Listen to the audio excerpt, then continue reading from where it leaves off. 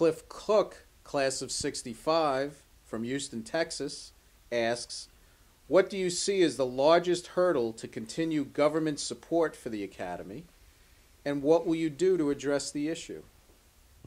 First off, I want to just highlight that we're receiving tremendous support from our leadership in Washington. We have the Secretary of Transportation, Ray LaHood, who is our strongest advocate for this Academy, and I know that along with Administrator Matsuda, that team has dedicated themselves to the long-term improvement, enrichment, and making the Academy the jewel, as Secretary LaHood has stated, that it should be. So I believe we're at a point in time where the support in Washington is very critical. Our responsibility is to continue to deliver return on investment as graduates and to demonstrate that as leaders for our nation that we have a strong contribution to make, not only in the commercial sector, but the government sector, as well as in the military, nationally and internationally. A question from Garrett Johnson, class of 94, from Kauai, Hawaii. What is your favorite memory while attending Kings Point as a midshipman? I got a lot of memories from Kings Point, and if I had the chance to turn the clock back, I'd do it again. And I'm happy to tell you that there were memories from when I was at the Academy, particularly in my time competing on the intercollegiate sailing team, that I'll never forget. There are the friends that I made that are the best friends that I could have ever hoped for, and that's a rich memory for me from the Academy. And of course, that sea-year experience and the fact that I was able to travel around the world and visit so many countries and begin to expand my own horizons about the world as a place that Kings Point operates in. I'll never forget the doors being opened up for me on those rich experiences at sea. Your classmate, Frank August, class of 78, from Vienna, Virginia, asks, aside from monetary donations to the Alumni Association, what is the one most important action that each of us, midshipmen, parents, alumni, and friends, can do to enhance the reputation of the U.S. Merchant Marine Academy? Hey, Frank, thanks for that question. I look forward to seeing you soon at Kings Point and often. I think that the biggest thing we can do is tell our story. We got a great story to tell, and our parents, our alumni, our cadets, they are the front line for telling the story. And I always like to say that Kings Point delivers. We deliver whether it's in business, we deliver on the government side, and we're delivering as leaders in the military. Kings Pointers have a vision. We have a broad view of how to succeed, and we get the job done. Go out and tell the Kings Point story. Thanks, Frank.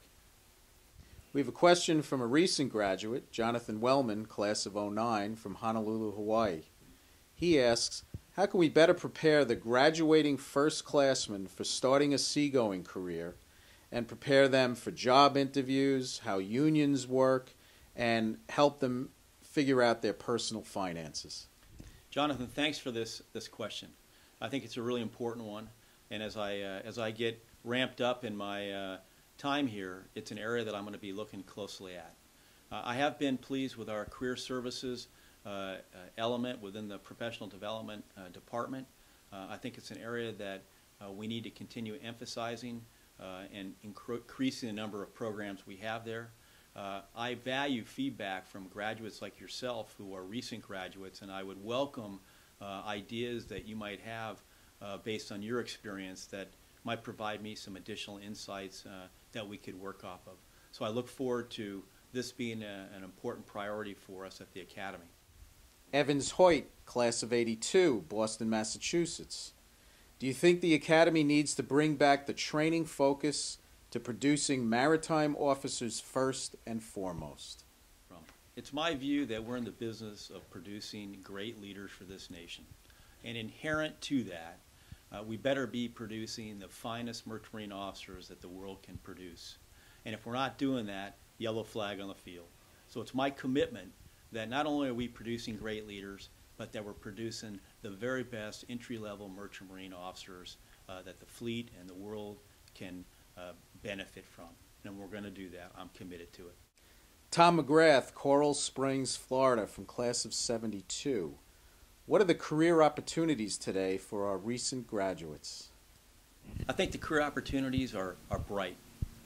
Kings Pointers are faring well in the marketplace. Even though we've been through some tough economic times over the last few years, the Kings Pointers' demand has been high, and I expect that to be the case as we look to the future. We've done well in the blue water side of the house. We're expanding more and more into the inland water and the tug and barge business. We've been in high demand with Military Sea Lift Command, and of course we've had a larger percentage of officers due to the economic circumstances enter the military on active duty. These are all choices that represent a variety of areas that Kings Pointers can enter into that many other institutions don't have the same level of choices. So I'm encouraged by the outlook for the future. Clearly, the reputation of our graduates is key to the demand signal for them being high, and I expect them to continue to perform well and to be in high demand. Thanks very much for that question. I want to take this opportunity to thank the Superintendent of the Academy, Rear Admiral Philip Green, for taking the time to answer your questions. I think he answered them honestly, and you can tell he has a lot of passion.